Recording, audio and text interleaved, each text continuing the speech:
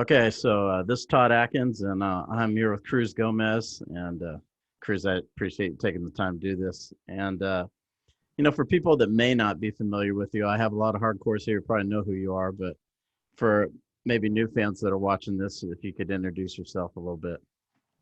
All right. Well, I mean, they'd have to be pretty hardcore if they knew who I am. I'm the guy that's always on the outside of the cage, corner for people. But I'm Cruz Gomez. I run the PIT in Idaho. I'm a student of John Hackleman and Chuck Liddell, so I got my black belt in Kempo from Hawaiian Kempo. I'm a black belt in Brazilian Jiu-Jitsu under Luigi Mondelli out of America Top Team in Danbury, Connecticut. I've got 31 fights. I've probably cornered over somewhere between 60 to 80 fights, from low-level shows to all the way up to the UFC.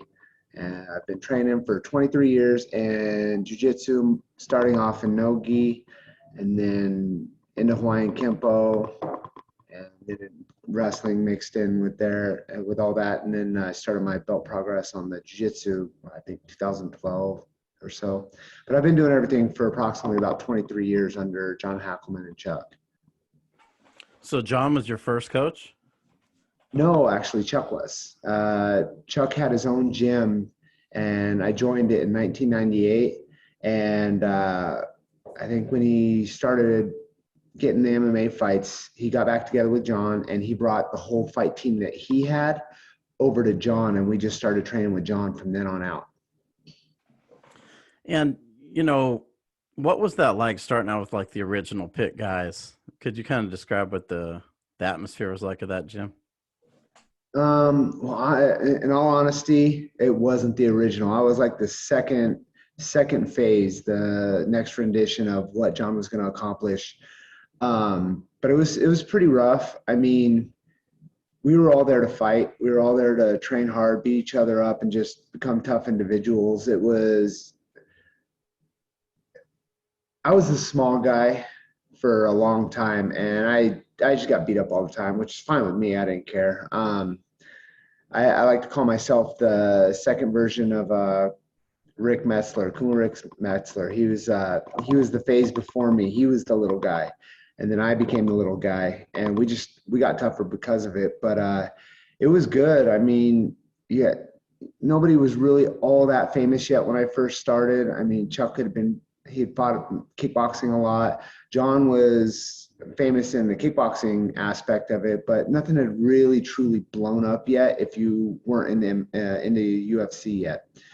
So it was just guys coming together, training, learning, getting better, sharpening each other's skills, and everything that entails. Now, you started fighting in '99. What made you? I mean, I know you said you all wanted to fight, but what was your reason? Was it more just because of what you'd seen in the UFC and you wanted to test yourself, or was this something where you said, "This I want to do this maybe long term"? Honestly, it's a funny story. None of that is accurate. I was the smallest, weakest, most unskilled person in my group of friends growing up. And they all loved to fight. I hated it. I hated fighting. They loved to train with each other. We started watching videos like Hoist Gracie, kickboxers, other jiu-jitsu guys, watching UFC, and just trying to copy the moves in our living room, in our backyard, having our own tournaments, and trying to be legit with the skills as opposed to like backyard brawls. But I hated it. I just knew that if I didn't do it with these guys, I wasn't going to be tough, and I didn't want to be weak. That's all I wanted out of it. Is I didn't want to be weak. I wanted to be like my friends. And so it wasn't them coercing me into doing stuff. It was more me wanting to be like them. And then my buddy, Gary, he found the gym, came home one day. He's like, "Hey, guys, I found this place, teaches you to fight like UFC." And so 9 of us showed up, and little by little, everyone started trickling off. Gary, he probably stuck it out the longest. He came back every so often to train for a while, but I was the only one. The only guy that didn't like to fight that stuck around and started fighting. Gary fought once, but I kept fighting and fighting and fighting. And I'm talking MMA. A few of us did some smokers, kickboxing and stuff like that, but I'm talking MMA as far as fighting. And I don't know why I kept fighting. I lost my first 2 fights in the same day.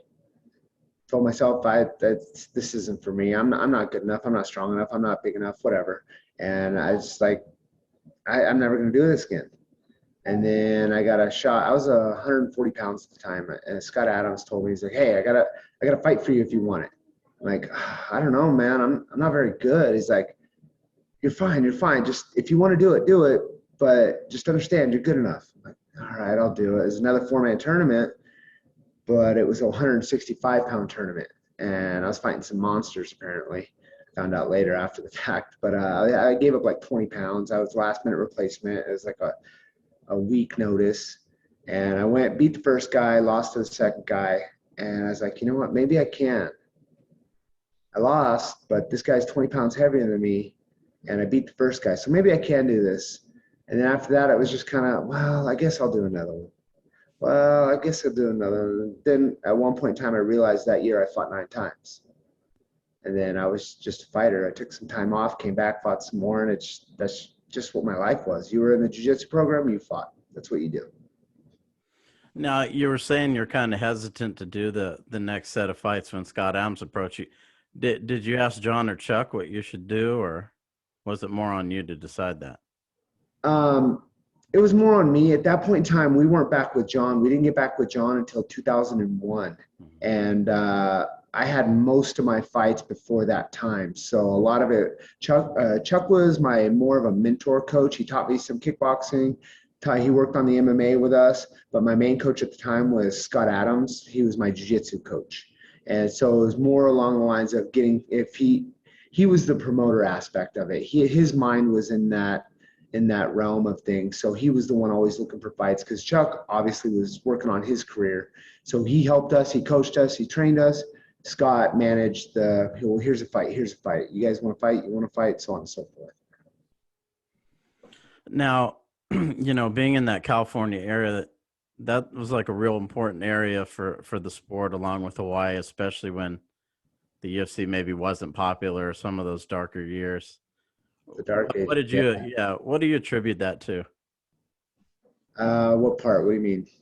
California, like the California scene, I know was a big influential part of the sport early. Oh, why is it so what big? did you think? Okay. Yeah, why did you think it became significant? Honestly,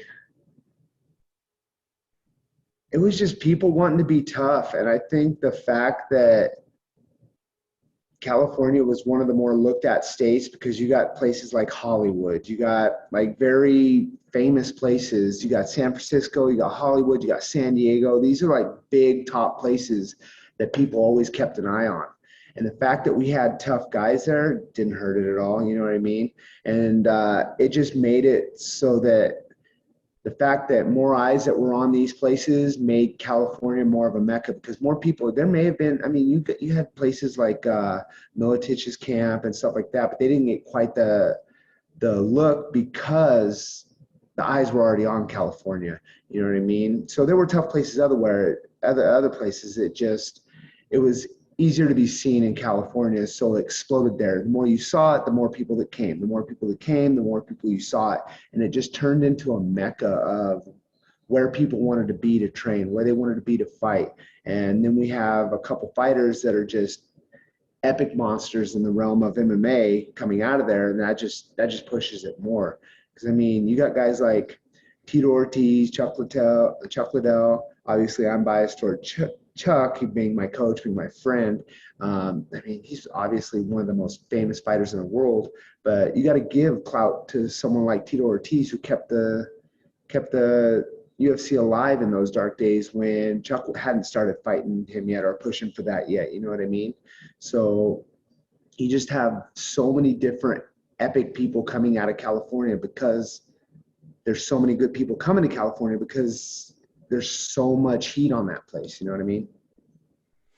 Right. And when I first kind of heard of you was when you came to Hawaii to fight.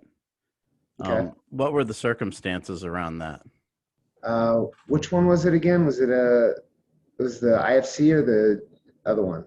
Warriors Quest. I think the first fight, was against Abe Rodriguez, right? Or am I Oh, wrong okay. about No, that? no, that was my second one. Pauling and Rodriguez. Stephen Pauling was the first one in Warriors. Right. Brendan Kamaka's show. Honestly, I had a week's notice on that one too. I was walking around at like 165, and Scott Adams came up to me. It's just like normal. He's like, "Hey, I got a fight for you. You want to take it?" I'm like, "Yeah, sure. Whatever. I'll fight whoever you want me to fight." Because at that point, that's just what you did. You either fought or you didn't. So it didn't really matter who it was or whatever the case may be. I mean, I'd fought in 20 pounds up, 20 pounds down, I've had to cut the weight, whatever. Anyways, so I got that fight on a week's notice. He's like, "Okay, well, you got to be 143 for this." I'm like, "Oh, well, then I can't take the fight. There's no way I'm going to drop 22 pounds in a week." And he's like, "Oh, no. You can do it. You can do it. I got this guy I'm going to set you up with." And it was a guy that we happened to be training with. He's a nutritionist and a conditioning coach and all that stuff, Brett Hamlin, who lives out in Montana now. And he became one of our fighters too. He's like, "Okay, I got you. We'll do this." He's like, "What you're going to do, you're going to cut 12 pounds this week. And when you get there, you're going to cut 10 pounds. I'm like, "All right, you just tell me what to do. I'll get it done." And we talked to the promoter, and he's like, "Yeah, you'll have 6 to 8 hours once you get here to cut weight." And I'm like, "Oh, okay, we're golden. We got this. We're good." So I'm like, all right. So I cut the 12 pounds. I'm working out 4 times a day on 1,800 calories a day. And I'm just killing myself. Get to Hawaii. And of course, the humidity there is like 90%. And I show up and he's like, "Okay, you ready to weigh in?" I'm like, "No, bro. You told me I had like 6 to 8 hours. I got 10 pounds to cut. I'm not going to make it." He's like, "Well, let's just check. I'm like, all right. I jump on the scale, 10 pounds over. He's like, "Bro, oh man, well, how much time are you going to need?" I'm like, "Fuck. Oh, sorry. I don't know if I'm allowed to curse or not." So that's fine. Yeah. All right. I'm like, "Damn, man. I don't know. Can you give me an hour?" And he kind of just laughed. He's like, "Bro, you're not going to get 10 pounds in an hour." I'm like, No, it's fine. It's fine. It's humid here enough. I got my gear. Just give me an hour." He's like, all right. And we set stopwatch. I threw all my gear on. I had my thermals on, tops and bottoms. I had snowboarding socks. I had my plastics on. I had sweats over both those. I had running pants over those and a snow jacket with a beanie on and gloves. And I just jogged for an hour straight in the Hawaii humidity. And I came back after an hour. I'm like, all right, I'm pretty sure I did it. He's like, "Oh, how do you know?" I'm like, I mean, I've been doing this a while. I kind of know my body. He's like, "All right, well, let's try." I'm like, "Well, I'm gonna have to get naked. Are you gonna care? I mean, the weigh-ins were in the middle of a restaurant." And he's like, "Oh, well, how about we go do it in the other room?" And we took a couple people in there because he didn't have a towel to cover me or anything. And we took all the people that needed to see what my weight was going to be, and I checked it, and I think I was maybe like 1/10 of a pound over or something like that. He's like, "Oh, okay, that's good, you made it." And the fight was the same day. So I had to go out, I had to get everything back in me, recover, relax, and get ready for that fight like maybe 4 or 5 hours later. It was a rough one. Yeah, I mean, that's a little unusual to have them weigh you in the day of the fight. I mean, I'm sure you remember back then was the Wild West. There were no rules. It was just do what you got to do. Right, but looking back on it, I mean, how many times did you have to do that? That explicitly, that much weight. No, to weigh in the same day as the fight. Oh, I did. I mean, lots of times we showed up to the fight hoping to get a fight, weigh in and fight a couple hours later. I mean, that was normal back then. Yeah, so how did you think, because you did some where you weighed in the day before, right? Yeah. So maybe contrast the two from your experience. Maybe tell some people that haven't done that, especially fighters today, what you feel were the biggest differences. Honestly, that one was a little different because I had to cut so much weight in such a short amount of time. But out of the other times that I've had to do that, it was it's much easier to weigh in the day after. I mean, you don't have to worry about getting all your energy back. You don't have to worry about just a lot of stuff that's detrimental to what you're doing. Like day of weigh-ins sucks, but I don't know. Like there's so many things to look at. Like it could be more dangerous. It could be safer because you got the mentality. Some people are going to go, well, they weigh in same day and they have to fight. They're not going to cut as much weight. That doesn't compute to wrestlers. Jiu-jitsu guys, maybe. Kickboxers, maybe. Guys that aren't used to wrestling, maybe. And it'll be safer for them because they won't cut the 10 to 15 pounds. They'll only do 4 or 5, and they'll be safer to fight. Whereas wrestlers, they're still going to cut the 15 pounds and because that's what they do in wrestling. And then vice versa, you got the same controversy on the other side of it. Well, it's more dangerous because they're going to cut so much the day before and they might not have it all back. I mean, there's so many different ways to look at it. But for me, it's so much harder fighting day of. So much harder because I'm going to cut regardless of what I need to cut. It doesn't matter when I'm going to fight. I'm cutting what I got to cut. But how do you think it affected your performance? Were you more sluggish day of rather than the next day? Oh, absolutely. Because like I said, I'm going to cut regardless. Most people, they're probably not going to cut as much, and they might not be as sluggish. But me, I cut the weight I needed to cut, and I was a lot more tired from it. So in that particular fight, I mean, you fight Stephen Pauling. How much you know about him? Because he was kind of I would say, a feared striker in Hawaii for sure. I didn't follow MMA very much. I didn't know anything about him. I knew maybe like the super famous guys in the UFC, but that was about it. I found out later how, like, besides him just punching me in the face and it hurt pretty bad, I found out later how famous he was and what I could have done. But honestly, in a week's time, I didn't have time to think about that. It was just get my game ready and go. But I mean, the guy was a monster. I mean, he's smaller than me. I think he cut like half the weight I did. Smaller than me and hit like a Mack truck. And it ended up going to decision, and he got the decision, but it is what it is. And the guy was just so good. I finally, thanks to Thomas Denny, because they didn't fly out any corners for me, or I don't know if it's because no one could go or if they didn't fly him out. I don't remember, but he happened to be there fighting with Paul Smith from the IFC. And, Paul was there and Thomas Denny was fighting just on the card. So they cornered me. And the first round I went out, I couldn't get Steven down. And the second round, Thomas was like, hey, you need to do this, this, and this. And I did it, got him down, and I won that round. But I think it was only 2 rounds. Anyways, the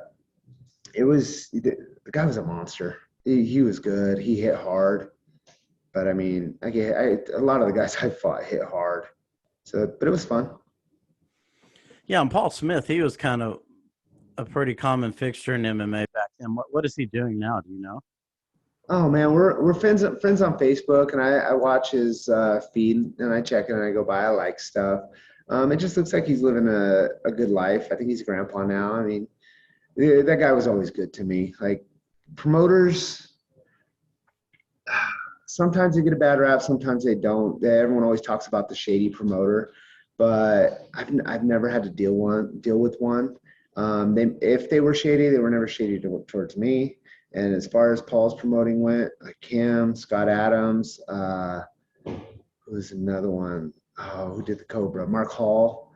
Those guys treated me like royalty, and I was never any kind of big fixture in any of their fights. I was just a guy fighting, and they took care of me and just they did me right. They told me, hey, I got a tough guy for you. He's probably gonna fucking mop the floor with you, but this is your shot. All right, let's do it. And that's how I dealt with most of it. So I mean, I always liked Paul. He was always good to me. Yeah, and that IFC show was a pretty important show at that time. Oh, absolutely. It was everywhere. So maybe tell me about maybe not a particular fight experience, but your memories of IFC in particular. Oh man, my best memory didn't even involve me. It was the gnarliest thing. I don't remember who was fighting. I think it was John Lober was fighting Steve Heath, I believe. Oh yeah, they had a big fight in the cage. Yeah, I was front row for that because we had a couple guys fighting there, and people started jumping the cage, and there was just a mass brawl inside of it. That was the greatest thing I'd ever seen up until that point at any fight. So that's probably my biggest IFC memory.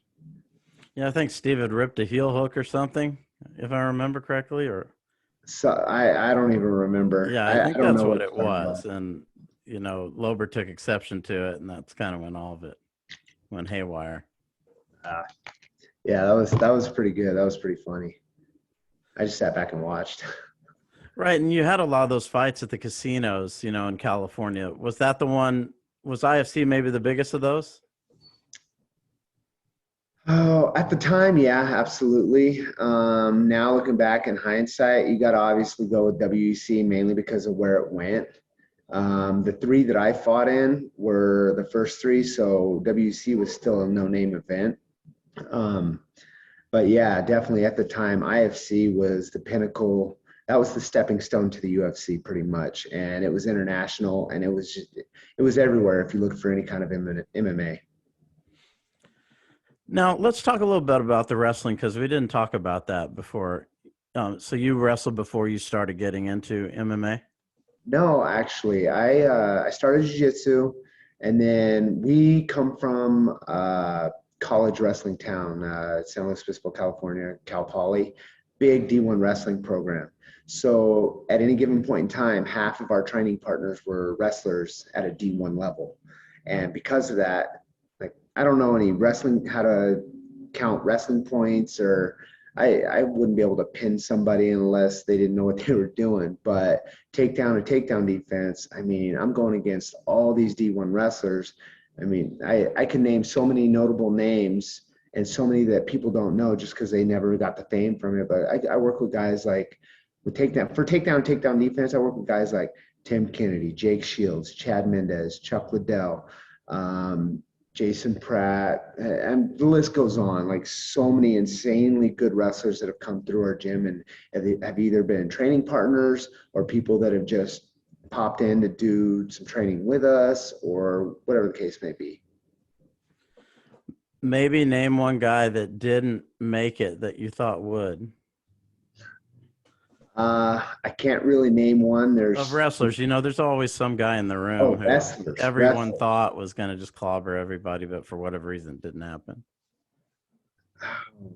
You mean from our school or just anywhere?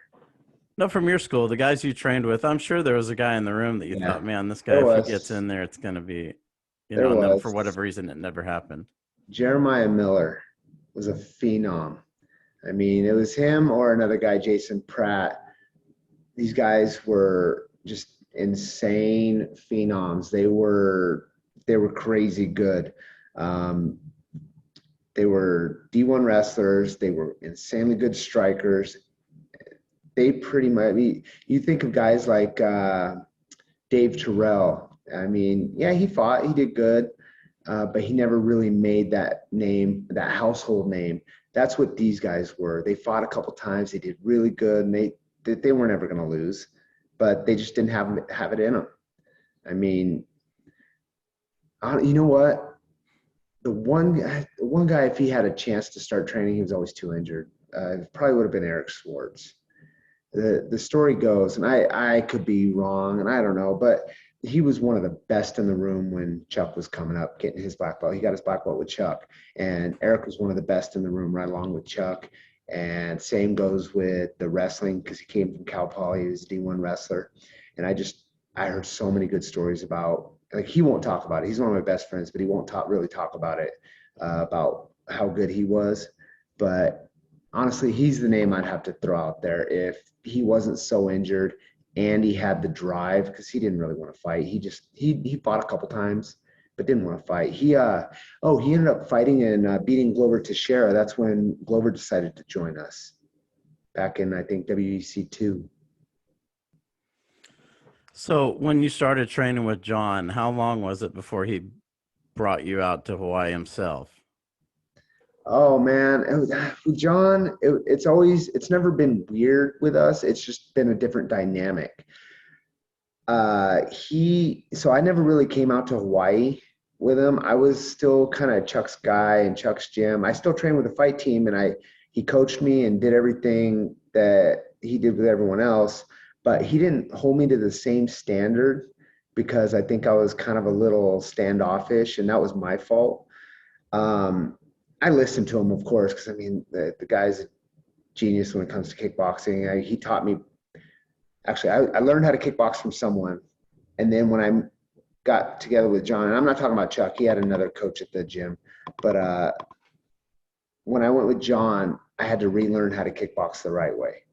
He's so, but he took care of me, and just like he did everyone else, because I mean, he was good to me. I didn't take full advantage of it because I don't know. I'd been fighting for Chuck for 3 years at this point. I think I had 20 fights under my belt, and I didn't really fully understand because I was a young idiot. I didn't really understand what Chuck was doing for us. I thought it was just, well, does Chuck not want to coach us anymore? Or what's going on here? And then over the years, I started realizing, well, shit, John's putting all this work into us. He hasn't asked me for anything. Granted, I wasn't fighting. I was helping with like Antonio Banuelos, coaching him, cornering him, Jason Von Flew, John Polakowski, guys like that. I was helping with a lot of the little guys on the team, but he never asked anything from me. So it was just kind of that dynamic. He didn't ask anything from me. I didn't ask for anything from him, but I was part of the team, so he still coached me.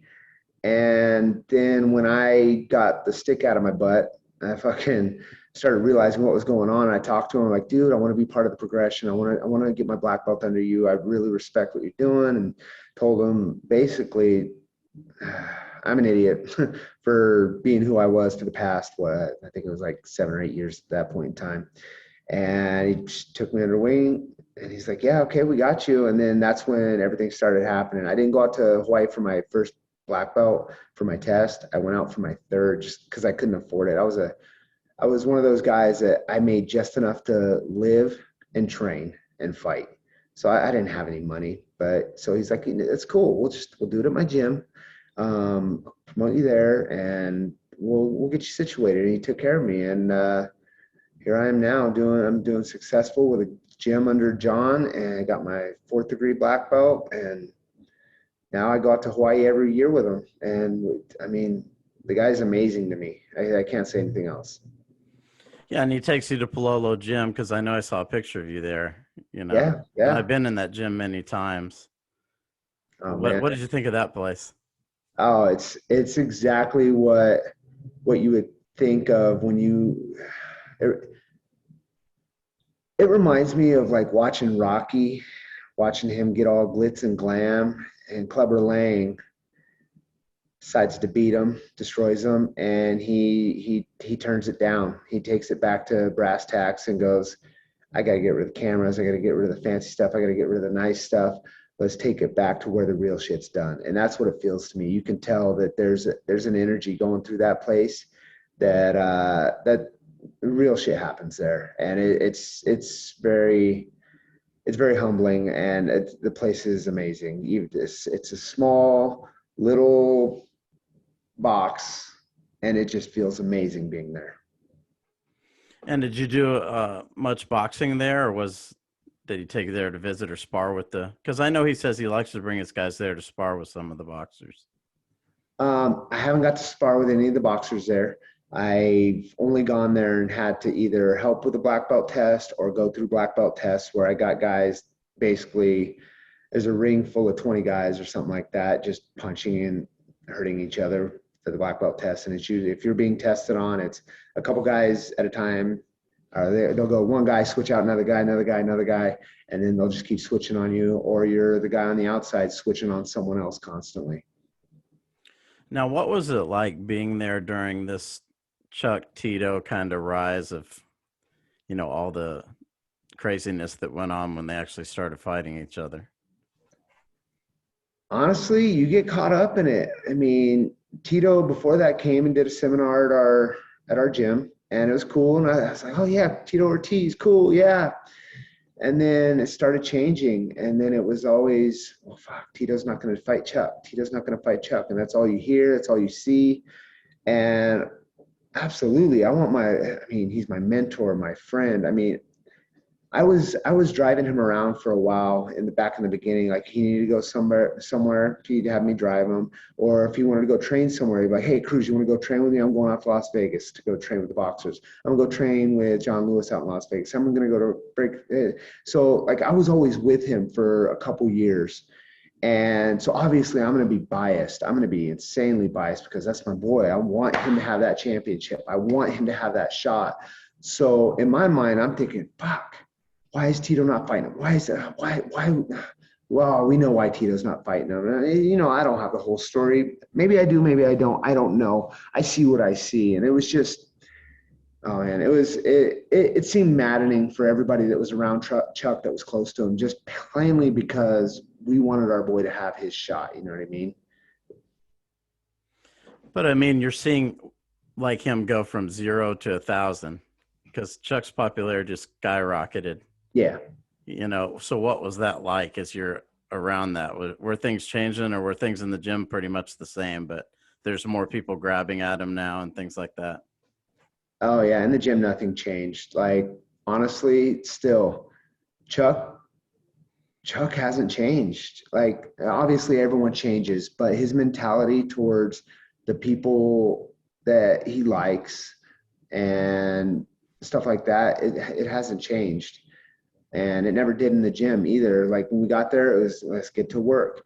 And if you were out with him, yeah, I mean, he'd have to stop, and he would never turn down an autograph, never turn down a picture, because that's just who he was. He was a nice guy, and obviously you're gonna get the people that just want to grab, like, hey, I want to be your friend. I want to be your friend. What can you do for me? And every celebrity gets that. You got to expect that.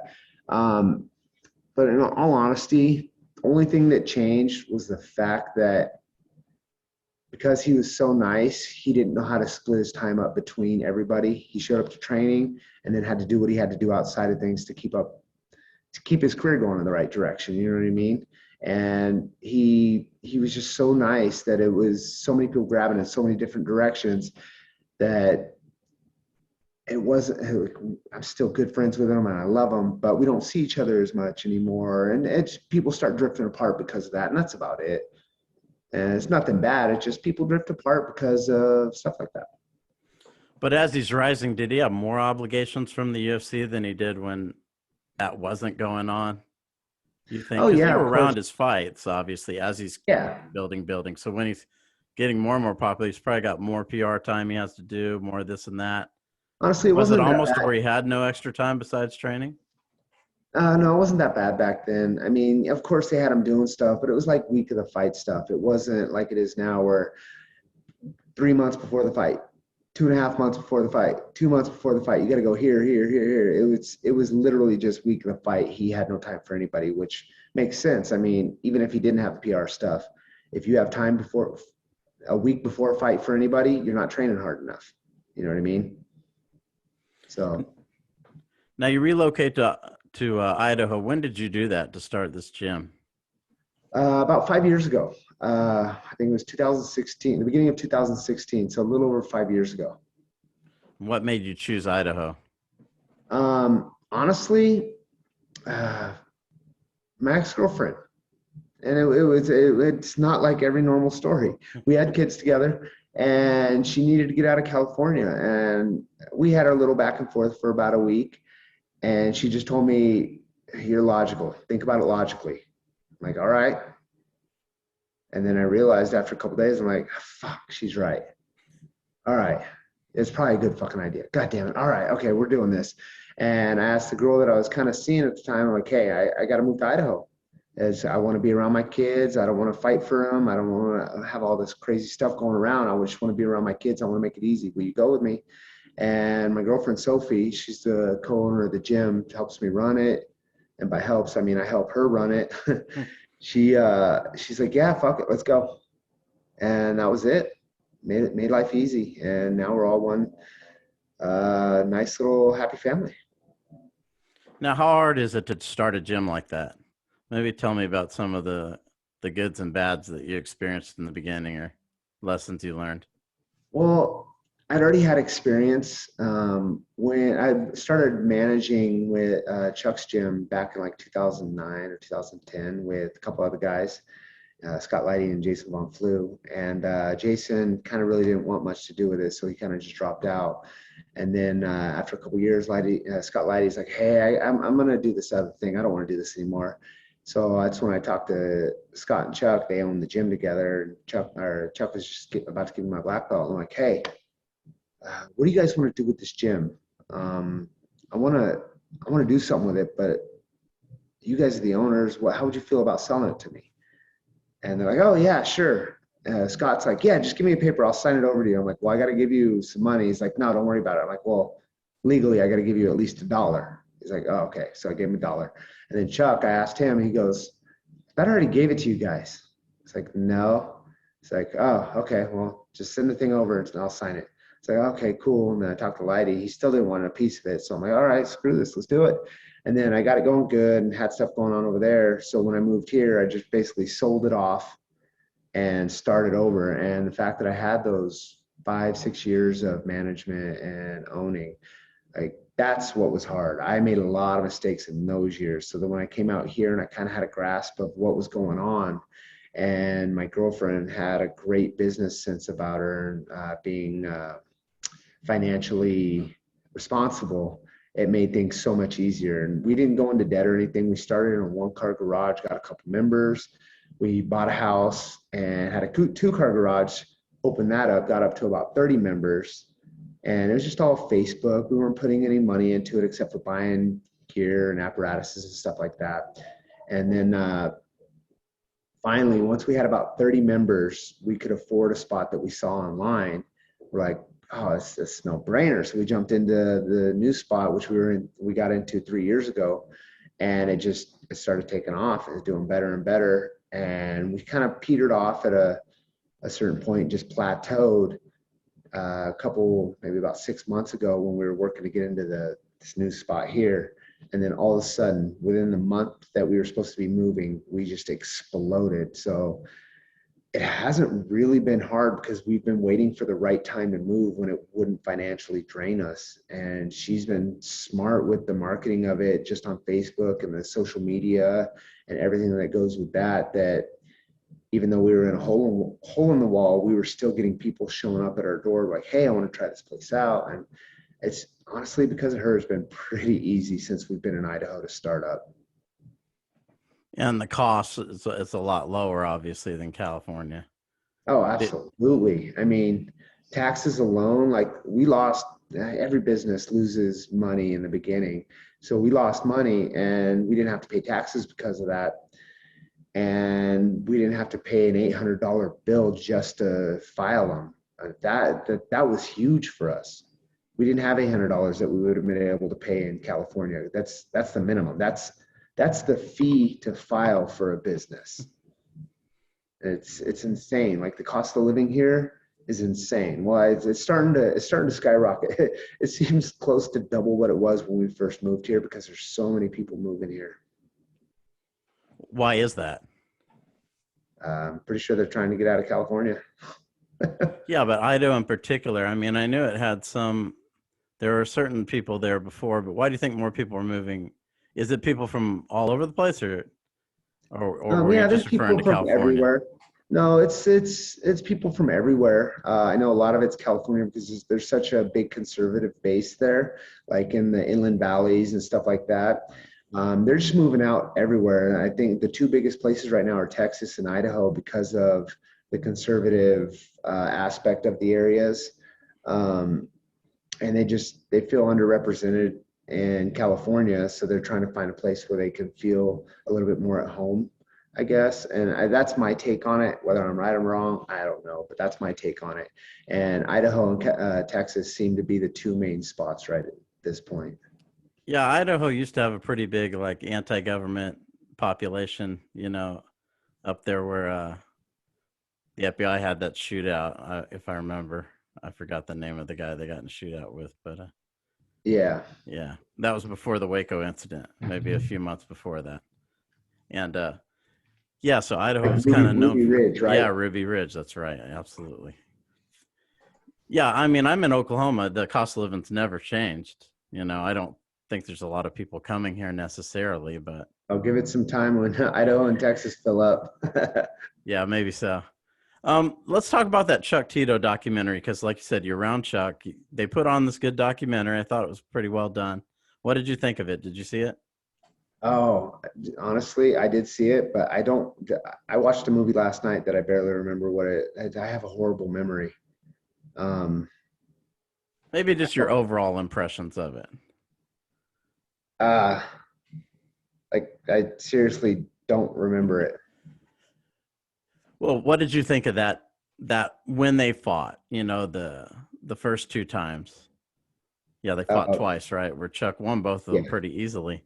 yeah. Um, Maybe just give your overall impression of the rivalry and how those two fights turned out, because that's really what the documentary was about, was the heat between them, and also with Yeah, Dana yeah. White. And Oh, yeah.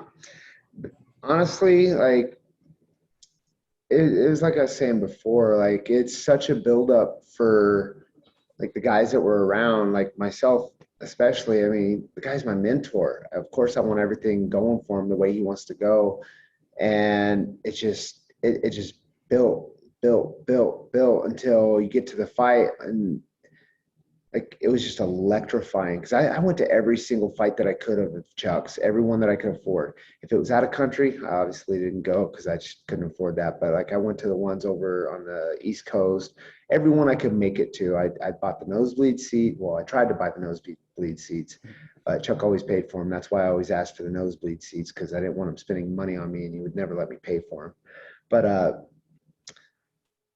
it's it was just so electrifying. You could just feel the tension because it's not just Tito versus Chuck.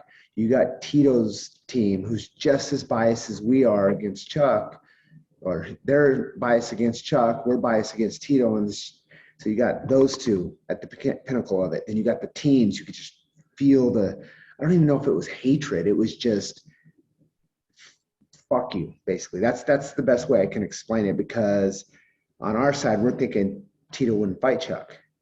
On their side, they're probably thinking something along the lines Chuck doesn't deserve it or Chuck didn't do this or whatever they were thinking. And then you have the fans that are so pumped for seeing it. We're also going to be biased because Chuck's their favorite guy. Tito's their favorite guy.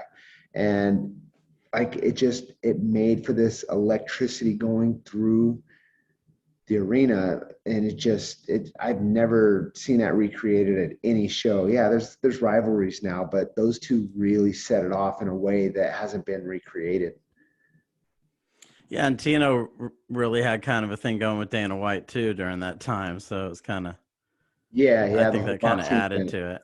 Yeah, Yeah, a lot of people probably don't even know that they were talking about doing that. Do you yeah. think there was ever any real thing to that actually happening, or do you think it was kind of a promotional? Honestly, it could have been made up. It could have been a joke. I don't know. Like I've only met Dana White maybe about 4 or 5 times. He came in and asked me something at one of the tough interviews. We went out to, and another time we went out to dinner with him. Like there's 20 of us, and I didn't even talk to him.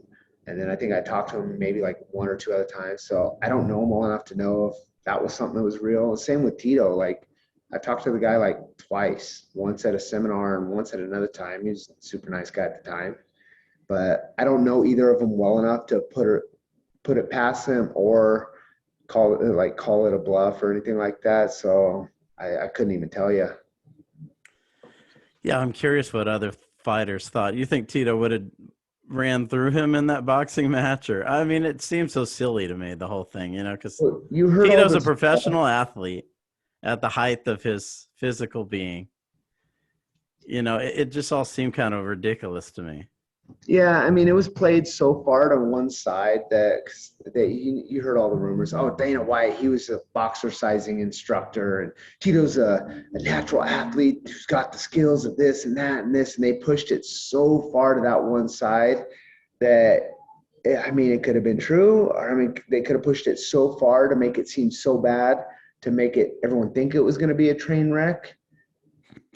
But I don't know. Like, I really don't know. I wouldn't put it past someone to try to sell something like that for publicity, but I just don't know.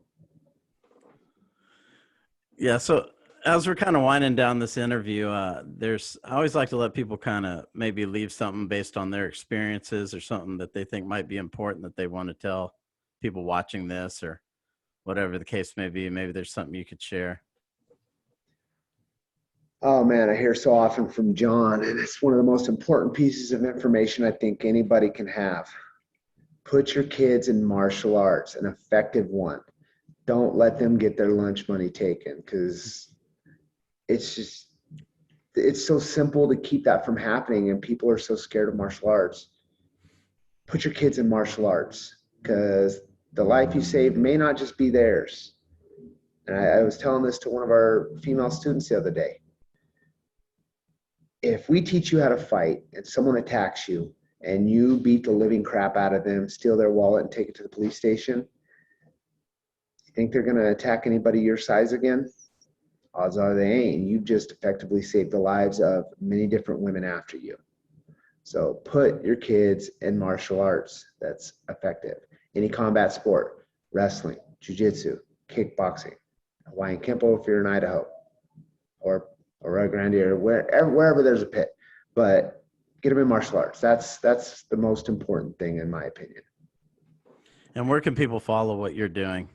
You and your we got our Instagram is the PIT Idaho, and same thing on Facebook, the PIT Idaho. Mine's attached to each of those. I think my Instagram is Cruz Gomez 208, and then my Facebook is just my name, Cruz Gomez.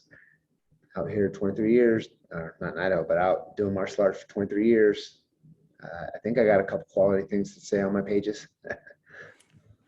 Well, Cruz, I appreciate taking the time to do this, and I'd love to catch up with you sometime in the future, maybe after an event or something, if you're watching a lot of them still. Oh man, I don't watch fighting much anymore, and unless it's my friends. Like I watched Court McGee fight, I watched Glover fight. I'll be watching Glover fight when he fights Jan. But outside of that, it's like, is a roofer going to go watch a roofing show? I think it's a good point. But yeah, talk to me after one of the pit guys fights, and absolutely I'll talk to you. But I'll talk to you anytime, but if that's what you're looking for, that's absolutely. All right. Yeah, I look forward to that, man. That'd be cool. And it was great talking to you. Yeah, thanks, man. Thanks for having me on. I had a blast. Like I said in the post, I don't really know how much I have to offer, but I'm willing to give what I got. I think a lot of the guys still have a lot to offer. That's kind of why I wanted to do these shows, because it's a different perspective that I think people need to hear. Well, man, you're giving us little guys a shot to tell our story, so thank you very much. Yeah, I appreciate it. And take care. Take care. See you later, man.